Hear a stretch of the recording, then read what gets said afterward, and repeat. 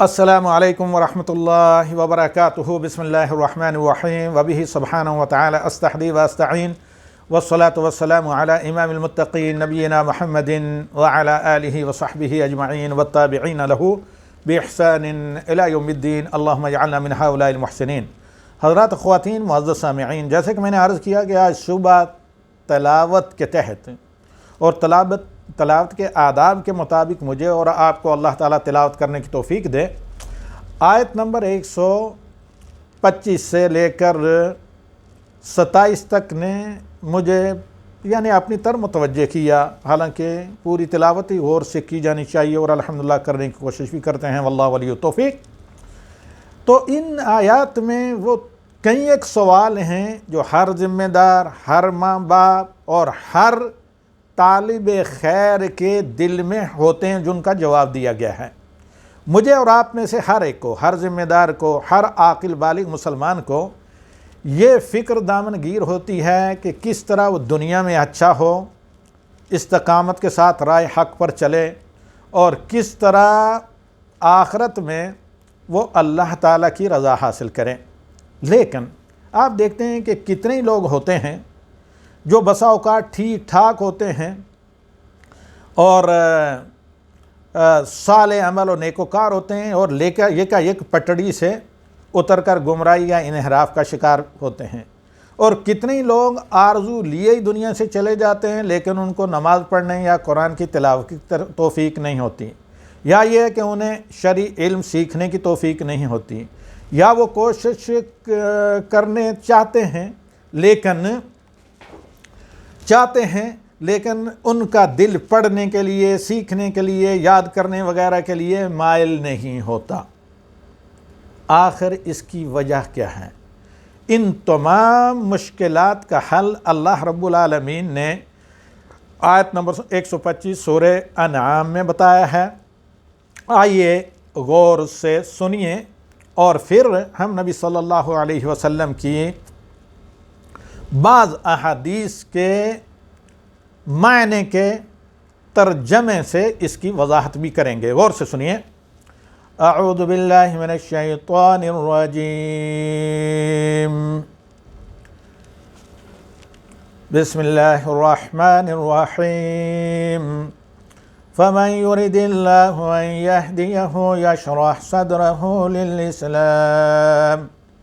ومن يرد أن يضله يجعل صدره ضيقا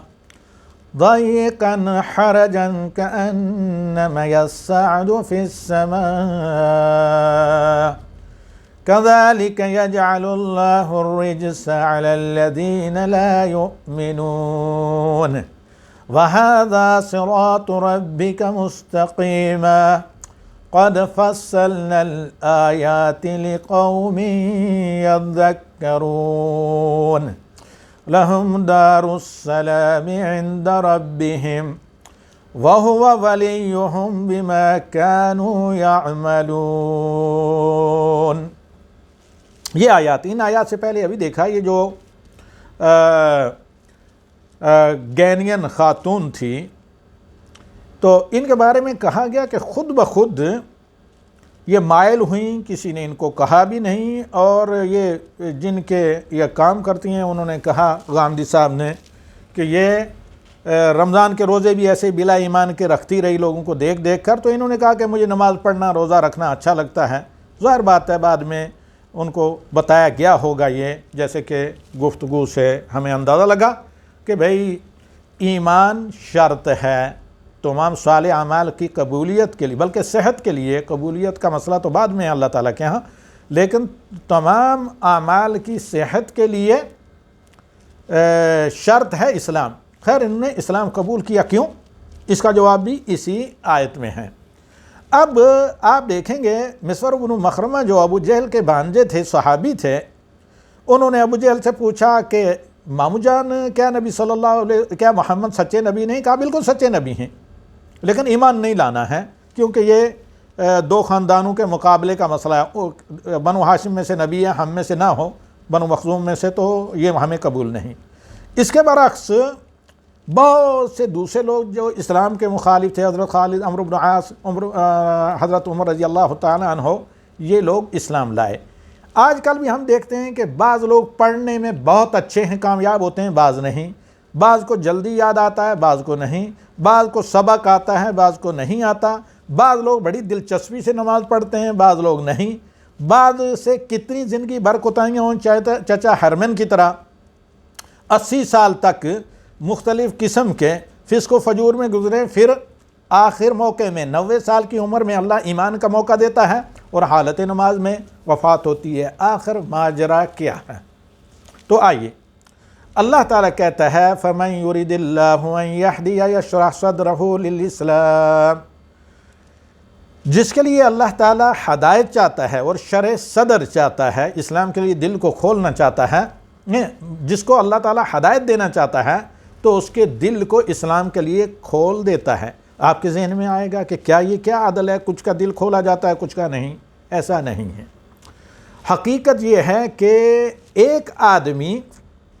گناہ کا کام کرتا ہے لا علمی میں، لیکن وہ صدق کے دل سے حق کا متلاشی ہوتا ہے۔ ایک آدمی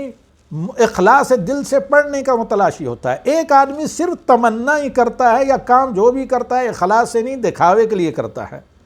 ان دونوں کے بارے میں آپ دیکھیں، ابو جہل سب کچھ جانتا تھا، اسلام نہیں لایا۔ ابو قحافہ حضرت ابو بکر کے والد وہ دانشمند تھے، لیکن ان پر واضح نہیں ہوئی تھی اسلام کی سچائی۔ وہ کہتے تھے کہ یہ نوجوانوں کا ایک کھیل ہے جو نئی چیز لوگوں میں ایک انقلاب سا لانا چاہتے ہیں۔ جو ہی فتح مکہ پر ابو قحافہ بہت بوڑھے ہونے کے باوجود نبی صلی اللہ علیہ وسلم کے سامنے لائے گئے، نبی صلی اللہ علیہ وسلم نے ان کے سینے پر ہاتھ مار کر کہا اللہم اشرح صدرہ للاسلام، یہ نبی کی دعا تھی۔ تو انتہائی بڑھاپے کی عمر میں ابو قحافہ عثمان جو تھے حضرت ابو بکر کے والد، انہوں نے اسلام قبول کیا۔ تو اسی طرح اگر ہم چاہتے ہیں کہ ہمیں اللہ تعالیٰ نیک صالح اعمال کی توفیق دے، دلچسپی سے کریں، اس میں برکت ہو، ہمیں پڑھنا آئے، ہمیں دینی علم ہو، ہمیں ترقی ہو، ہمارے خاتمہ بہتر ہو،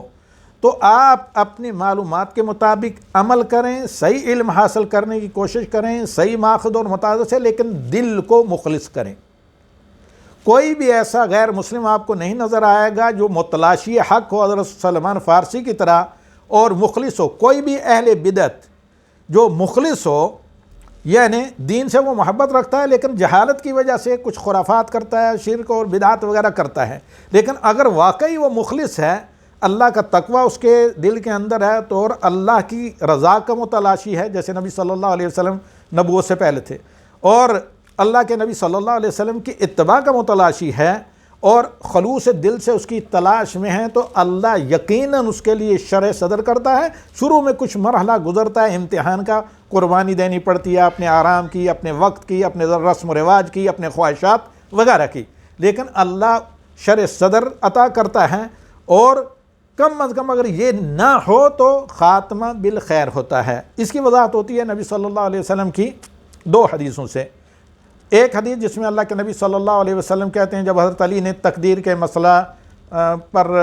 یعنی وضاحت چاہی نبی صلی اللہ علیہ وسلم سے، علی بن ابی طالب نے، تو نبی صلی اللہ علیہ وسلم نے کہا کیا؟ کل میسر لما خلق لہ۔ اور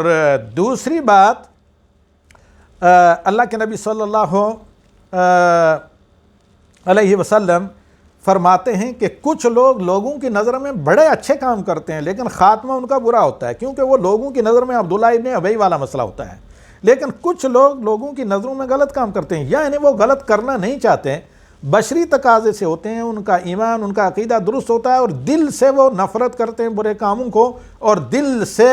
وہ دعا بھی کرتے ہیں، جد و جہد اسٹرگل بھی کرتے ہیں کہ وہ کام کریں جس سے ان کی دنیا اور آخرت کی بھلائی، دنیا اور آخرت کی حسنہ اور عافیہ انہیں ملے، جس سے ان کا رب راضی ہو، انہیں راضی کر دے۔ تو ایسے لوگوں کو اللہ تعالیٰ کیا کرتا ہے؟ یستعملہ۔ ایک حدیث میں اللہ کے نبی صلی اللہ علیہ وسلم نے فرمایا من یرید اللہ بہ خیرا یستعملہ۔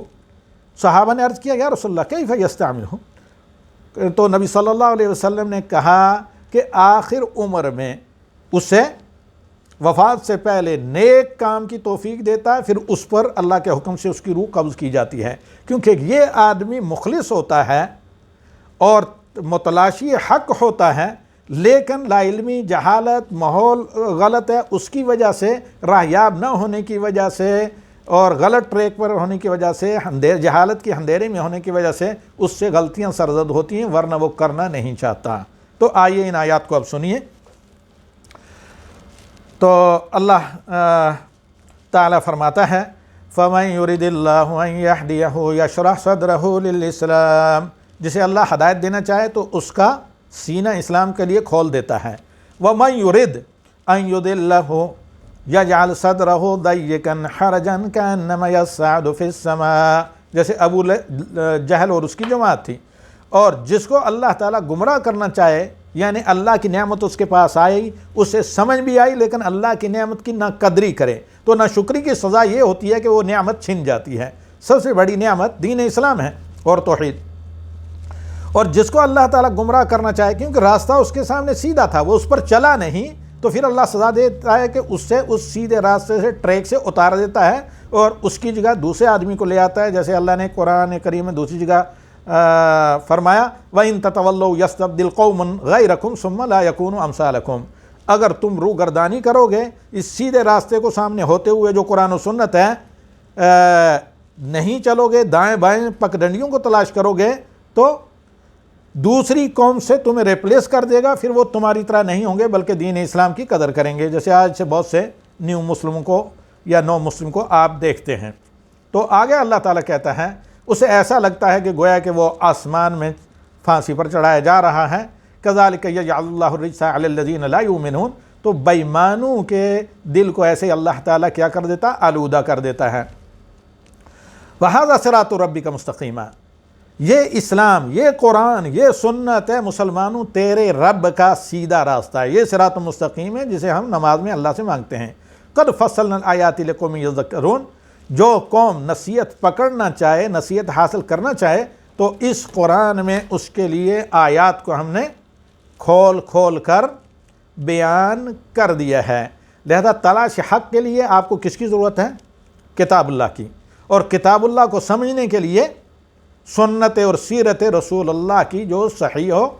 تاکہ آپ قرآن کی محکم آیات سے تدبر کے ذریعے اور ہم رہنمائی حاصل کر سکیں، کیونکہ اللہ تعالیٰ نے آپ کو قرآن کے سمجھنے کا ضابطہ کیا دیا؟ نبی صلی اللہ علیہ وسلم کی سیرت، وَإِنَّكَ لَعَلَىٰ صِرَاطٍ مُسْتَقِيمٍ، سورہ شورى آیت نمبر 52، اور اسی طرح اللہ تعالیٰ کا فرمان وَأَنزَلْنَا عَلَيْكَ ذِكْرًا لِتُبَيِّنَ لِلنَّاسِ مَا نُزِّلَ إِلَيْهِمْ۔ تو آئیے اب اس کے بعد انشاءاللہ اس سے میں بند کرتا ہوں، آپ لوگوں کے سوالات اور اسی طرح القلم کے سوالات کو دیکھتے ہیں بإذن اللہ الواحد الأحد۔